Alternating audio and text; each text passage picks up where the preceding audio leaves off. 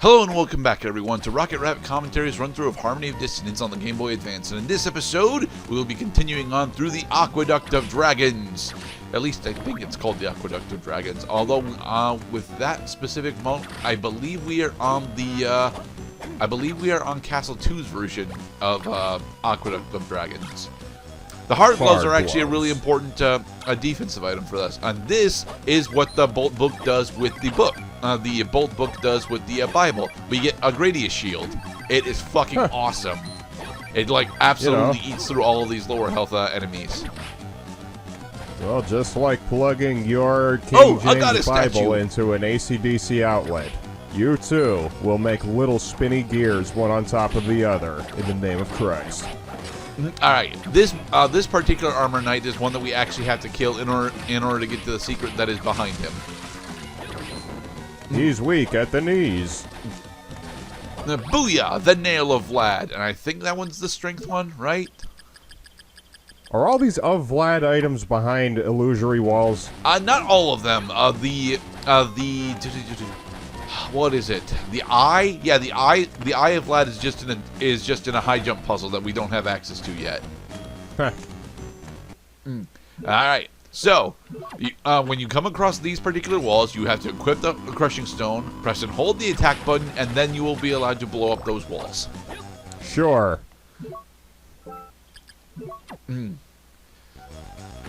But doing so gives us access to the Luminous Cavern, except not really, because we need high jump for that. Oh well. This game will have you reaching for a guide very often. Not very often, to be perfectly honest. Like, if you're going through this game casually, this is the part of the game that you'll end up wanting a guide for, because traveling through the castle once Death tells you about Castle A and B, it's a hassle and it's a bit confusing, but it's not really guide worthy. The path is still extremely linear. It's just that it doesn't feel that way because you have to go all over the place in order to get to the linear path. Oh, it's not a convoluted pathway. Oh no, it is a very convoluted pathway. It's just very straight. It's just a very straight line. When it actually starts progressing forward. I mean, there's always a point B when you're standing at point A. All you have to do is just go there. And then the point B, and then point C is on the other side of the castle. Yeah. The problem with that, of course, is that point C isn't actually on the other side of the castle. The point C is, on the southern end of the castle, usually.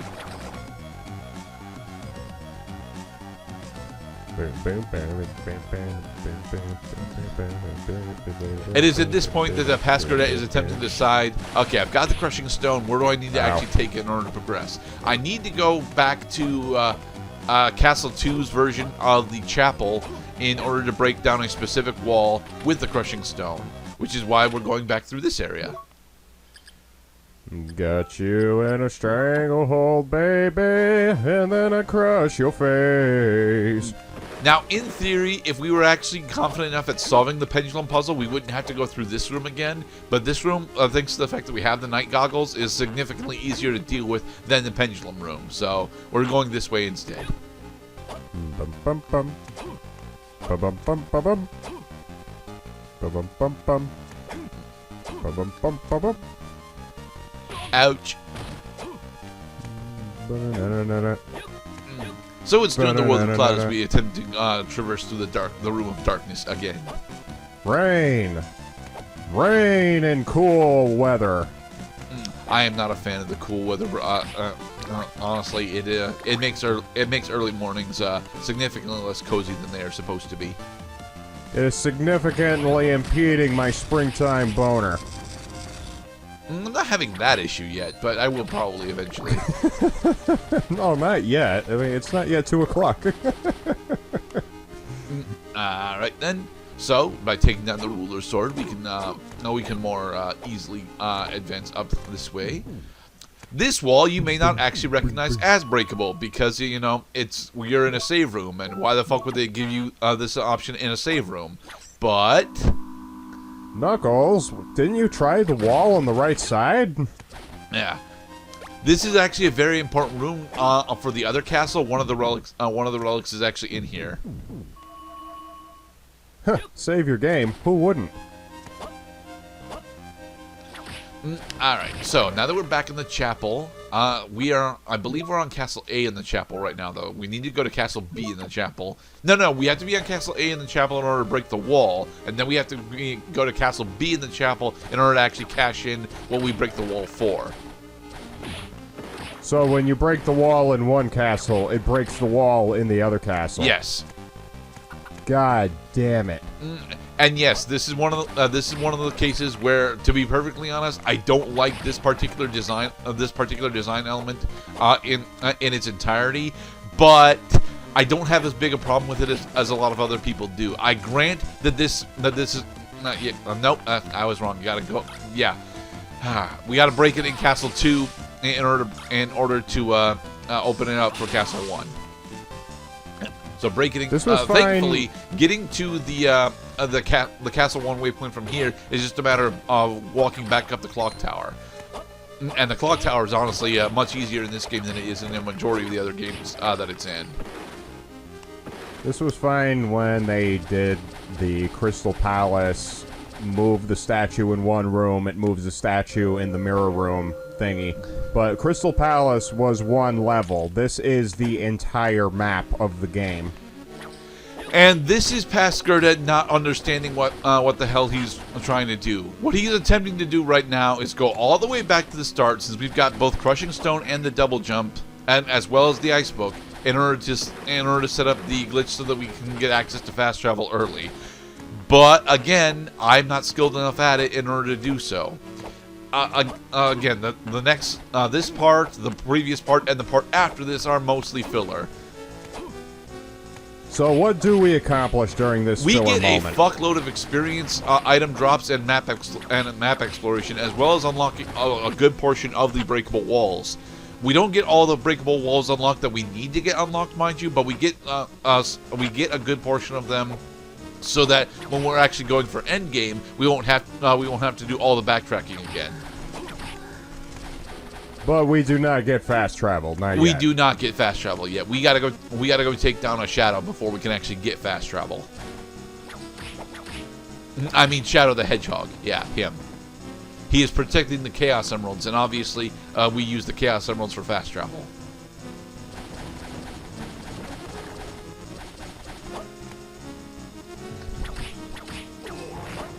Ooh. Ectoplasm. I forget if the ectoplasms actually have a drop in this game other than the uncursed potions. In specific games, ectoplasm can have a relatively interesting equipment drop that, although doesn't protect you from curse, is usually a decent headpiece, I think. I might actually just be making that up. I don't remember. It just stands to reason the player should remember that each enemy in the game has at least one rare drop item if you will find if you kill enough of them. Most enemies happen to have a rare drop item. Not everyone. For example, I believe the bat's rare drop item is actually a 5-coin bag, so... Here, advance the decoration room. Kitty! Look at all the shit we got, man. 4-poster bed. Wine 'em, dine 'em. Alright. So I believe, because past Gerdat doesn't actually remember what we can all break on this side of the castle, because we're actually in Castle B again. What we're trying to go do is get all the way back down to the bottom of Skeleton Cave to go check on the wall that's down there, because there is a wall in the Skeleton Cave that you need to break for later game progression. But we have to do it in Castle A, not Castle B, and we don't actually have access to Castle B's Skeleton Cave yet. So but there is a breakable wall in here that we can actually go break. It's just that we need high jump in order to cash in on that breakable wall. And the reason why we're doing this now instead of waiting until we have high jump is because we won't get high jump until almost the very end of the fucking game. Would you agree that this is the Dark World Castle, whereas Castle A is the Light World Castle? That is definitely supposed to be the implication. I'm not entirely sure if I agree with the sentiment, though. Mostly because, well, for a good portion for the Castlevania lore, like Dracula, although is most certainly evil, he's not necessarily a bad guy, you know? I'm not sure what you mean, not being evil, but not necessarily a bad guy, because evil has the strong association with being a bad guy. Yeah. Okay, so what causes Dracula's fall in the original Castlevania timeline? What? You tell me. You're our scholar on the matter. I am a very apprentice scholar on the matter, but essentially, the reason why we have the first Dracula, at least in the original timeline, is because during Lament of Innocence, Dracula's wife gets executed for witchcraft, and he sells his soul in order to attempt to avenge her. Right. So then the wife comes back around and says, "You've become a monster." And then No, she says, she stays dead permanently. "No." And crush the wall. Yay! You know, it's like, "Well, honey, I'd like to take you back, but now you're an abhorrent demon." No, well, to be perfectly honest, even though Dracula does sell his humanity for immense powers of darkness and chaos, he still actually retains his humanoid form for a majority of his appearances. Even the first half of the Dracula boss fight in this game, and yes, we will be fighting Dracula in this game, is still mostly humanoid. That right there, that door. I fucking hate this door, because to unlock this door, you have to effectively have already cleared the entire goddamn map. And you'll see this door a bunch, but those are our fast travel rooms.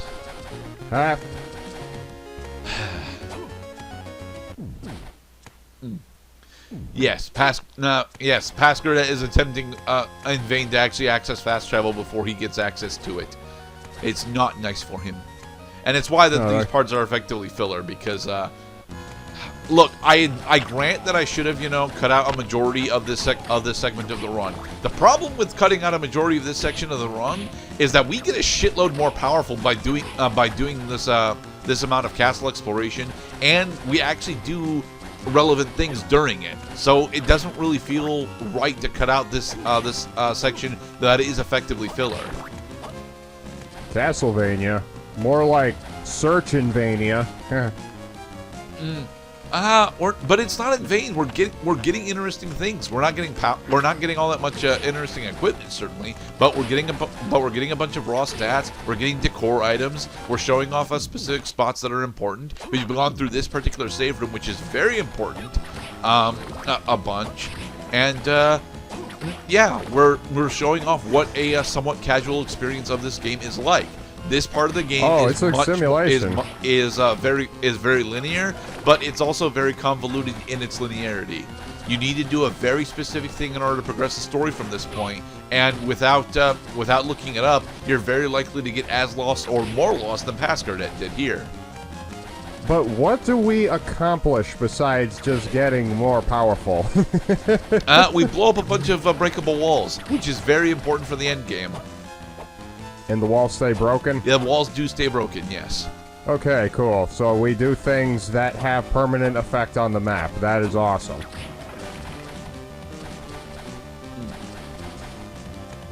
A skeleton spider. We haven't seen this guy in a little while. See, now we can actually kill him before he gets to his alcove. We have become more powerful in our esteem. We've grown up somewhat.